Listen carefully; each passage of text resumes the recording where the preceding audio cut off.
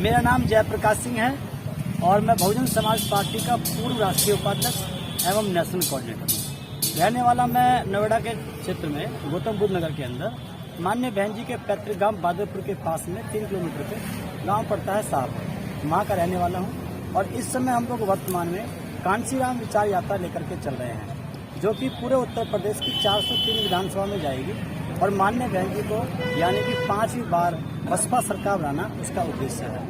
हमको जानकारी मिली थी माननीय बहन जी के माध्यम से कि यहाँ पर जो है साहब कांशीराम जी का 15वां परिनिर्वाण दिवस सेलिब्रेट किया जा रहा है। तो आज मान्यवर साहब कांशीराम स्मारक स्थल पर माननीय बहन जी सभा को संबोधित करने के लिए आई थी, श्रद्धा सुमन अर्पित करने आई थी।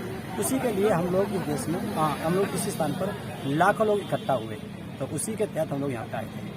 आपकी यात्रा कहाँ से शुरू होने वाली है और कहाँ किस तरह से वो यात्रा काम सर, वो यात्रा शुरू हो चुकी है 19 जुलाई को माननीय बहन जी के पैतृक गांव बादलपुर से माननीय बहन जी के पैतृक निवास बादलपुर के पैतृक निवास पर के ऊपर सबसे पहला झंडा बीएसपी का लगा करके उसकी शुरुआत 19 जुलाई को हो चुकी है।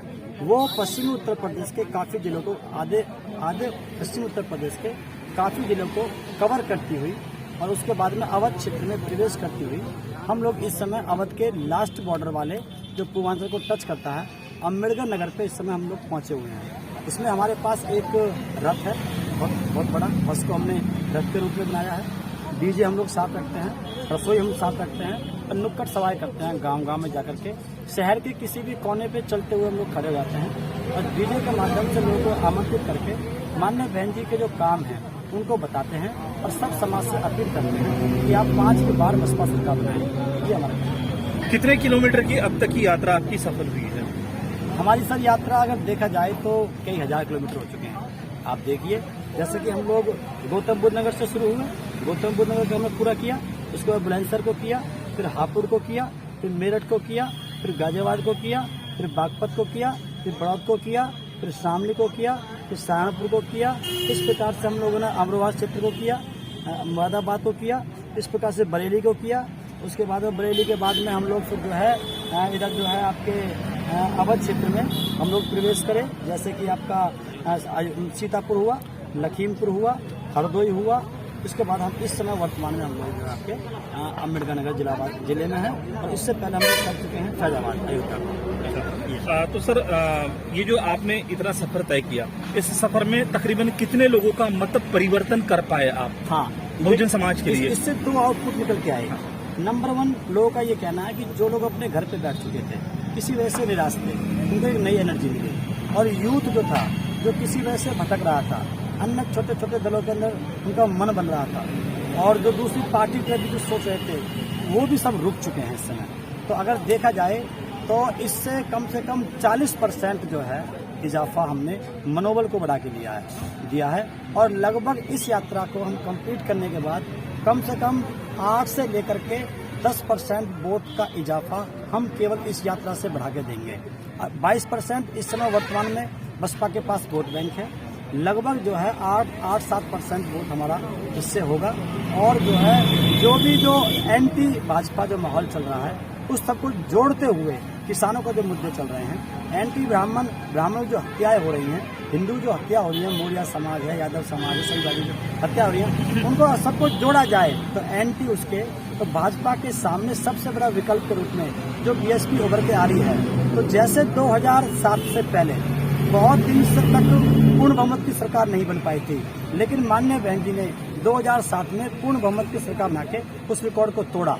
ठीक उसी प्रकार से जो आज भाजपा के पास जो 40% वोट है, उस रिकॉर्ड को तोड़ के माननीय बहन जी 44% वोट प्राप्त करके इस रिकॉर्ड को तोड़ने जा रही हैं और बहुत बड़ा जो है लगभग 330 के आसपास हम लोग सीट जीतने जा रहे हैं। तो लगभग 44% वोट हम लोग रिसीव कर रहे हैं। सर, जिस तरह से उच्च वर्णीय लोगों को बहन जी ने अपनी पार्टी में एक अच्छा स्थान दिया, उससे क्या बहुजन लोगों के मन में कुछ खटास पैदा हुई है? नहीं, देखिए, बहुजन लोगों का हमेशा दिल बहुत बड़ा रहा है। आप देखें, अगर हम बहुजन में अगर एससी समाज की बात करें, अगर आप देखें, अगर मंडल कमीशन की बात हुई, साहब कांशीराम ने उस बात को समझा कि मंडल कमीशन जो ओबीसी समाज को मिलना चाहिए, तो एससी समाज तो हम साथ के साथ खड़ा हो गया। उनको पता थी कि हमारे नेता ने जो फैसला लिया है वो बिल्कुल सोच समझ के लिया है। ठीक उसी प्रकार से जैसे ही बहन जी ने सर्वजन की बात करी तो समाज ने तुरंत बहन जी का समर्थन किया कि बहन जी हम आपके साथ हैं। इतिहास में हम पढ़ते हैं तो ब्राह्मणों ने अगर इस मूवमेंट को रोकने के लिए ब्राह्मणों ने काम किया है तो इस मूवमेंट को बढ़ाने का काम भी ब्राह्मण साथियों का हमेशा रहा है। अगर बुद्ध की बात की जाए तो सबसे ज़्यादा ब्राह्मणों ने साथ दिया बुद्ध का। बाबा साहब के कालाराम मंदिर की बात की जाए तो सबसे पहले ब्राह्मण साथियों ने बाबा साहब के सामने अपना सर अड़ा करके पत्थर खाने का काम किया। अगर मनुष्य में तिल जलाने की बात की जाए तो उसमें तिल्ली लगाने वाले ब्राह्मण समाज के थे। अगर हम लोग बौद्ध धर्म की अब पुनर्जीवन की बात की जाए तो राहुल सांकेत्यान जो पांडे जी हैं वो खुद ब्राह्मण समाज से थे। 2007 के अंदर 54 टिकट माननीय बहन जी ने ब्राह्मण समाज को दिए, उसमें से 40 जीत करके आए। रेशियो के हिसाब से सबसे ज्यादा ब्राह्मण समाज के लोग जीत के आए। बहन जी ने जब बहन जी ने स्मारक बनाए तो 40 विधायक ब्राह्मण थे। अगर वो बाहर हो जाते 206 में से तो सरकार उसी समय गिर जाती। लेकिन ब्राह्मण समाज के विधायकों ने कहा कि बहन जी आप मानवता के काम कर रही हैं, आपका काम मानवता कल्याण के लिए है, हम आपके साथ हैं। तो ब्राह्मण समाज का योगदान हमेशा पहले से रहा है। उसी बात को ध्यान में रखते हुए बहुजन समाज में कोई भी निराशा नहीं है, बल्कि उनको पता है कि बहन जी ने जैसा कहा है कि हम परशुराम मंदिर बनाएंगे। बहुत लोगों ने मिसगाइड किया समाज को बहन जी के प्रति, लेकिन समाज के पास ये बात मैसेज पहुंच चुका है। एक परशुराम मंदिर बनाने से सब समाज का भला होता हो तो बनाना चाहिए। तो इसलिए बहन जी ने भी कहा, पहले कहती थी सर्वजन हिताय एवं सर्वजन सुखाय, अब कहती है माननीय बहन जी सर्वजन हिताय एवं सर्वधर्म सुखाय, सारे धर्म के लोग सुरक्षित रहने चाहिए। माननीय बहन जी ने कहा बहुजन कॉन्सेप्ट के आधार पर जितने महापुरुष थे हमने सबको जो है स्मारक बना करके सम्मान दे दिया। अब इसके साथ हम और समाज के जो लोग हैं उनके जो महापुरुष हैं उनके स्मारक भी बनाएंगे और सम्मान देंगे। इसके साथ साथ बच्चों को एजुकेशन देंगे, बच्चों को रोजगार देंगे, लोगों को स्वास्थ्य देंगे और लोगों को स्वच्छता देंगे। ये 4 जो मूल आवश्यकता है तो इसको लेकर सब लोग खुश हैं, कोई निराशा नहीं है। जिस तरह से योगी सरकार पिछले कई दिनों से उत्तर प्रदेश में काम कर रही है, तो योगी सरकार से कितने प्रतिशत उत्तर प्रदेश के लोग मतलब समाधानी है, सुखी है? देखिए मैं मुश्किल से मुझे लगता है 2-4% की बात तो मैं कहता नहीं हूँ जो उनसे सेटिस्फाई है। वो उनके अपने स्वार्थ हैं, वो उनका अपना मामला है, लेकिन मास बिल्कुल हट चुका है। मास सरकार में आता है, कोई विधायक है, कोई मंत्री है, उसका परिवार है, कुछ है, सांसद है, उनके कोई कोर कमेटी के लोग हैं, लेकिन जो आम जनमानस जो वो बनाता है वो पूरी तरह से परेशान है। अभी हम तो यात्रा लेके हम चल रहे थे तो हम एक हाथ से लोगों को संबोधित करते थे शहर में। एक हाथ का मतलब ये था कि आप बीएसपी को वोट दो। हमारे एक हाथ में झंडा था, एक हाथ से हम लोग को हम आए करते थे। तो वो हमसे उसके विपक्ष में उसके एवज में वो हमसे दोनों हाथ जोड़ते थे। हम कहते थे कि आप बीएसपी को वोट देना, वो कहते थे भाई भाजपा से बचा लो। बढ़िया समाज भी दुखी है। ब्राह्मण समाज के 6000 ब्राह्मणों की हत्या हुई है जो पूरे 5000 साल के इतिहास के अंदर सबसे पहले हुआ है। ये इसका मतलब सब ये है कहने का कि मोदी जी, अमित शाह, अडानी, अंबानी, ये चारों लोग, ये 2 लोग देश को बेच रहे हैं, मोदी जी, अमित शाह, और 2 लोग खरीद रहे हैं, अडानी, अंबानी। ये चारों लोग ना तो हिंदू है, ना मुस्लिम है, न सिख हैं, न ईसाई हैं, न ब्राह्मण हैं, न क्षत्रिय हैं, न वैश्य हैं, न शूद्र हैं। ये चारों जैन बनिया हैं। इन लोगों ने इसने पूरे देश को बेच दिया है। तो इसलिए ब्राह्मण भी परेशान है। ब्राह्मण को पता है कि सिस्टम पूरा खराब हो जाएगा। क्षत्रिय में ब्राह्मण में झगड़ा करा दिया। 6000 ब्राह्मणों की हत्याएं क्षत्रिय समाज के योगी के ऊपर कंधा पे बंदूक रख करके 6000 की हत्या करवाई, जिससे कि इनमें कभी आपस में प्रेम ना बन सके। तो ये जैन बनिया लोग हैं और ये इस देश को बेचना चाहते हैं। अडानी अंबानी के हाथ में पहले देंगे उसको। और ये कुछ लोग हैं, पूरे वर्ल्ड के अंदर 11 लोग हैं। उन 11 लोगों में से एक आदमी का रिप्रेजेंटेटिव है अमित शाह, उसका रिप्रेजेंटेटिव है यहाँ के इंडिया की तरफ से। ये पूरे देश को आर्थिक रूप से कमजोर करके, लोगों को आर्थिक रूप से अपने पक्ष में लेकर के, पूरे देश को अर्थ के आधार पर दबा करके ये देश को बेचना चाहते हैं। बहुत बड़ा गेम चल रहा है, जिसको बुद्धिजीवी समझ चुका है। तो उसके बहकावे में कोई समाज आने वाला नहीं है। हर एक समाज में से पढ़े लिखे बुद्धिजीवी लोगों ने प्लानिंग करनी शुरू कर दी है, क्योंकि उनकी ड्यूटी बनती है समाज को मतलब अच्छा तक लेके जाना। तो सभी लोग अब जो है बसपा की तरफ देख रहे हैं, माननीय बहन जी की तरफ देख रहे हैं। जिस तरह से 2014 से एक बात चल रही है कि ईवीएम में घोटालों की वजह से बीजेपी सरकार चुन के आ रही है, ईवीएम में घोटालों की वजह से बीजेपी सरकार चुन के आ रही है। इस वक्त भी अगर ईवीएम से वोटिंग होता है और अगर भाजपा फिर से सत्ता में बैठती है तो उस वक्त आप लोगों का क्या पैसा रहेगा? देखिए, पहली बात तो ये है कि मेरा तो ये निवेदन है कि ईवीएम में घोटाला है, ये कन्फर्म है, इसे कोई नहीं कह सकता, क्योंकि टेक्निकल चीज़ है।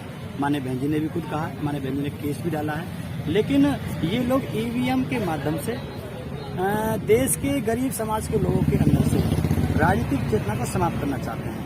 ईवीएम भी समाप्त होनी है एक दिन, जहाँ पे ये बनी थी वहाँ पे समाप्त हो चुकी है, तो ये भी समाप्त होनी है। लेकिन मेरा सभी से निवेदन है, अपनी राजनीतिक चेतना को आप समाप्त न करें और बेईमानी के दम पे आप कोई भी सरकार तक चल नहीं सकती।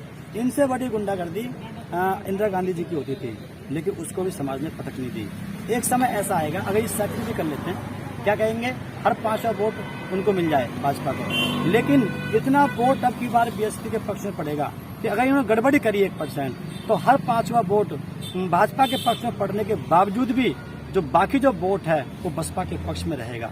इस आधार पर हम जीत पाएंगे। जैसा 19 सीट हम पहले जीते हैं, इन्होंने पूरी पुरानी करी, और उसकी भी एक सीमा है, ज्यादा करेंगे तो लोगों का सबर टूट जाएगा। तो लोग समझ रहे हैं कि भाई जब कोई वोट ही नहीं दे रहा है तो जीत कहाँ से गए। तो इस आधार पर, लेकिन पिछली बार वोट मिला था, शायद झूठ के आधार पर मिला हो, लेकिन अब की बार ऐसा नहीं हो पाएगा। अब की बार ईवीएम में सुधार भी हुआ है और ईवीएम में गड़बड़ी के चांस नहीं है अब की बार, और जो है सब समाज जो है साथ है। और अगर इसके बावजूद भी इन्होंने कुछ किया तो एक समय ऐसा आएगा कि लोग अपने गांव में से, स्कूलों में से जो सेंटर होते हैं, बूथ सेंटर, इसमें से ईवीएम को निकाल के बाहर फेंकेंगे। हम लोग कोई भी बेईमानी के दम पे ज्यादा हम लोगों को चल नहीं सकता। जैसे कि आपने थोड़ी देर पहले कहा कि बेईमानी के दम पर इन्होंने इसके पहले भी सत्ता हासिल की है, हो सकता है इसके बाद भी कुछ नए जुमलों के साथ लोग सत्ता हासिल कर लेंगे। देखिए, जुमला एक अलग चीज है और बेईमानी एक अलग चीज है। जुमला का मतलब है कि आप किसी को जो इंस्पायर कर रहे हैं, आप किसी को इन्फ्लुएंस में ले रहे हैं, तो जुमले वाला दौर तो चला गया, क्योंकि लोग समझ गए। वो भी जैसे बेईमानी के दम पे ज्यादा लंबे समय तक नहीं चल सकते, ऐसे ही झूठ के दम पे भी ज्यादा नहीं चल सकते। तो झूठ और बेईमानी दोनों खत्म होने वाली है। ऐसा लोग, तो कितने प्रतिशत लोग यहाँ के जागरूक हो चुके हैं कि सत्ता पक्ष में जो बैठे लोग हैं वो झूठ और फरेब का सहारा लेते हैं और अब इनसे दूर रहना चाहिए, ऐसा कितने प्रतिशत लोगों में जागृति हुई है? देखिए, इस देश में इस समय जो अवेयरनेस या जो मीडिया का काम है, वो इस समय सबसे ज्यादा सोशल मीडिया और यूट्यूब चैनल कर रहे हैं। मेन स्ट्रीम मीडिया को कोई देखने को तैयार नहीं है। मेन स्ट्रीम मीडिया को कोई देखने को तैयार नहीं है, क्योंकि उसको पता है कि वो उन्हीं के प्रभाव में है। और जिस प्रकार से यूट्यूब चैनल और जो है हिसाब से जो काम कर रहा है, लगभग 80% लोग जागरूक हो चुके हैं। इसलिए जैसे कि अभी वहाँ पे लखीमपुर में वो जो कांड हुआ, उसको उनकी मीडिया ने क्या दिखाया कि भाजपा के लोग मारे गए, जबकि मारे गए किसान थे। तो इसलिए इनका विश्वास टूटता जा रहा है। और मैं दावे के साथ कहता हूँ, अगर इसी प्रकार से मेन स्ट्रीम मीडिया चलती रही तो इनको कोई ऐड देना बंद करेगा। हर एक लोग जब देखेंगे ही नहीं, कोई भी पढ़ेगा ही नहीं, तो ऐड कहाँ से मिलेगा। तो अब दौर जो है वो सोशल मीडिया का बहुत बड़े पैमाने पर आ चुका है। लगभग 80% लोग आप लोगों के माध्यम से अवेयर हो चुके हैं, और जो अवेयर होगा, जैसे साउथ इंडिया के अंदर 96% एजुकेशन है, इसलिए भाजपा को वहाँ वोट नहीं मिलता। इसीलिए ये लोग एजुकेशन खत्म कर रहे हैं, प्राइमरी स्कूल खत्म करके, एजुकेशन खराब करके। क्यों? जिससे कि आज मैं जाता हूँ ग्रामीण क्षेत्र में, मैं बोलता हूँ कि आप लोग हाथ उठाओ, कितने लोगों ने इंटर पास किया है, तो मुश्किल 4 लोग उठाते हैं। मैं समझ गया, इसका मतलब ये लोगों को अनपढ़ बनाना चाहते हैं। अनपढ़ लोग उनको वोट डालेंगे, लेकिन बहन जी शिक्षा देना चाहती है। तो ये लोग जो जागरूक हो चुके हैं, वो उनमें से कोई उसको वोट नहीं देगा भाजपा को। अभी स्थिति ऐसी है कि भाजपा के कुछ पदाधिकारी जो है, अच्छे नेतागण, मैं माफी चाहूंगा, बीएसपी के अच्छे नेतागण पार्टी से थोड़ा अलग हो गए हैं। इसके पीछे की वजह क्या है? देखिए, दूसरे पक्षों में प्रवेश कर रहे हैं। हाँ, देखिए, वो तो जो है साहब कांशीराम कहते थे कि जब तक पुराने पत्ते नहीं जड़ेंगे तब तक नए पत्ते नहीं आएंगे। ये वो लोग हैं जिन्होंने यूथ को आगे से बढ़ने से रोका था। मेरे सामने की बात है, बहन जी ने कितनी बार मेरे सामने नेताओं से कहा कि आप लोगों की वजह से यूथ लीडरशिप में दिक्कत आ रही है। मैं बड़ी मुश्किल से कहाँ से बच्चों को निकाल के लाती हूँ, उनको जिम्मेदारी देती हूँ, तुम उनके खिलाफ हो जाते हो। तो अभी जो है, अभी आप देखना, मैं अभी अम्बेडकर नगर में था, जहाँ पे 2 विधायक अभी जो गए हैं, रामचंद्र जी और उनका लाल जी, वो वर्मा जी, तो वो जो वीर सिंह जी गए। तो ये देखिए, आप देखिए, अगर वीर सिंह जी की हम बात करते हैं, तो जो मुझे जानकारी मिली, अगर ये बात सच है, तो उनकी जो मैडम है बिल्कुल हिस्पुस थी, बिल्कुल यंग दिखती थी, इतनी उम्र होने के बावजूद भी खेती क्यारी में काम करती थी, यंग थी, लेकिन जैसे उनको आभास हुआ कि मेरे हस्बैंड ने वीर सिंह जी सपा ज्वाइन कर ली है, तो जो मुझे जानकारी मिली है तो उनको हार्ट अटैक हो गया। क्यों? उनको जिला प्रमुख का और वो ब्लॉक प्रमुख का, जिला पंचायत का, विधायक का, 3 बार सांसद, राज्यसभा बनाया। सारा कुछ जो उनके पास जो संपत्ति है वो सब कुछ बहन जी की देन से है। तो उनको आभास हुआ कि मेरे हस्बैंड ने गलत किया है, उसका अटैक पड़ा और उनको वो एक्सपायर हो गई है मैडम जो है। तो इसलिए जो भी इस मिशन के साथ जो भी गद्दारी करेगा उसका नुकसान होगा। कैसे होगा? आप किसी को उठा के देख लो, जो लोग समाजवादी पार्टी में बसपा छोड़ के गए हैं उनको किसी को टिकट नहीं दिया जा रहा। तिलकचंद अहिरवार जी झांसी से, उनको टिकट नहीं मिल रहा। हमारे क्यों सर, हमारे उधर जो है योगेश वर्मा जी जो बहुत दबंग नेता थे, उनको टिकट नहीं मिल रहा। यानी कि ये क्योंकि ये जो समाजवादी पार्टी है ये कांग्रेस को डील कर रही है पीछे से। कांग्रेस का ये नियम रहा है, पहले इनको लाया जाए फिर इनको खत्म किया जाए।